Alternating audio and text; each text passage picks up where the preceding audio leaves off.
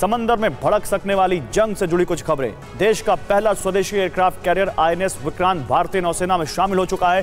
प्रधानमंत्री मोदी ने इसे नौसेना में शामिल किया और इसकी तमाम खूबियां बताई। पीएम ने कहा कि आईएनएस विक्रांत के हर भाग की अपनी एक खूबी है, एक ताकत है, अपनी एक विकास यात्रा भी है।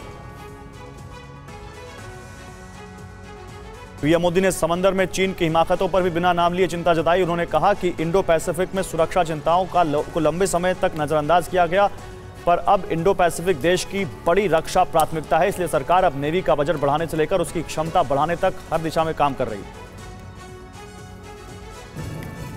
कोच्चि में राजनाथ सिंह ने आईएनएस विक्रांत को दुश्मनों के लिए काल बताया। उन्होंने कहा कि भारत हमेशा स्वतंत्र और समावेशी इंडो पैसिफिक में विश्वास रखता है।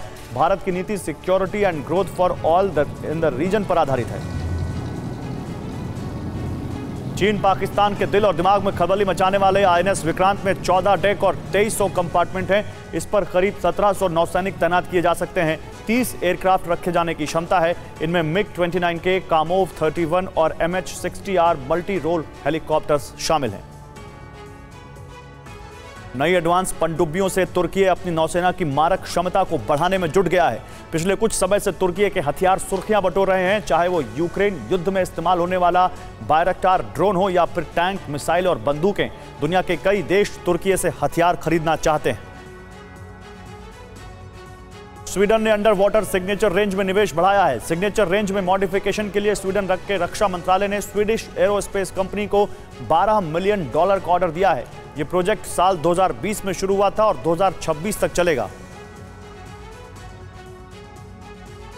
कोंग्सबर्ग मैरीटाइम स्वीडन ने जर्मन नौसेना के लिए F126 फ्रिगेट के हब ब्लेड, हब कैप और शाफ्ट लाइनों के साथ 4 जहाजों की आपूर्ति के लिए डेमन नेवी के साथ एक कॉन्ट्रैक्ट किया है।